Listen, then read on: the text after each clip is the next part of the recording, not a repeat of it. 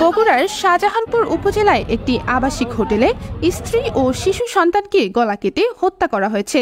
এই ঘটনায় ঘাতক স্বামীকে আটক করেছে পুলিশ। তিনি চট্টগ্রামে কর্মরত একজন সেনা সদস্য। রোববার ২রা জুন দুপুর ১:১২টার দিকে উপজেলার বনানী এলাকায় শুভেচ্ছা আবাসিক হোটেলের ৩য় তলার ৩০১ নম্বর কক্ষ থেকে মরদেহ দুটি উদ্ধার করে পুলিশ। নিহতরা হলেন বগুড়া সদর উপজেলার নারুলি ধাওয়াপাড়া এলাকার আসাদুল ইসলামের মেয়ে ২১ বছর বয়সী আশামণি ও আশামণির ছেলে ১১ মাস বয়সী আব্দুল্লাহ আল কাফি। এই ঘটনায় নিহত আশামণির স্বামী সেনা সদস্য ২৩ বছর বয়সী আজিজুল হককে আটক করেছে গোয়েন্দা পুলিশ। তিনি বগুড়ার ধুনট উপজেলার কালেরপাড়া এলাকার বাসিন্দা। নিহতের পরিবার সূত্রে জানা গেছে, সেনা সদস্য আজিজুল হকের সঙ্গে প্রায় ৩ বছর আগে বিয়ে হয় আশামণির। ২ মাসের ছুটি নিয়ে তিনি কিছুদিন আগে বগুড়ায় আসেন।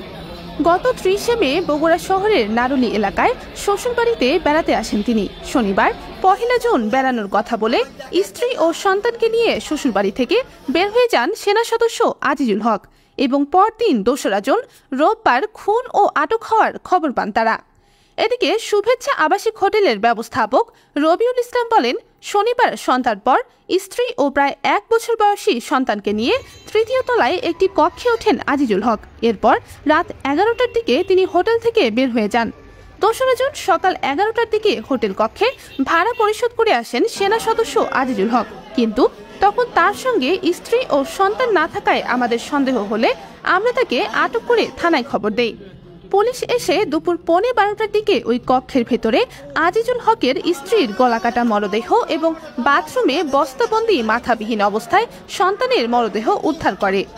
নিহত আশামণির পরিবারের দাবি, বিয়ের সময় তারা আজিজুল হককে মোটা অঙ্কের টাকা যৌতুক হিসেবে দিয়েছিলেন, কিন্তু তারপরেও তিনি নানা অজুহাতে টাকা চাইতেন।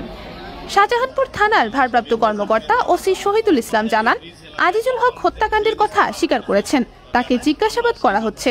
তার দাবি, তিনি তার সন্তানের মাথা পাশের করতোয়া নদীতে ফেলে দিয়েছেন। নিহত শিশুর মাথা খোঁজা হচ্ছে।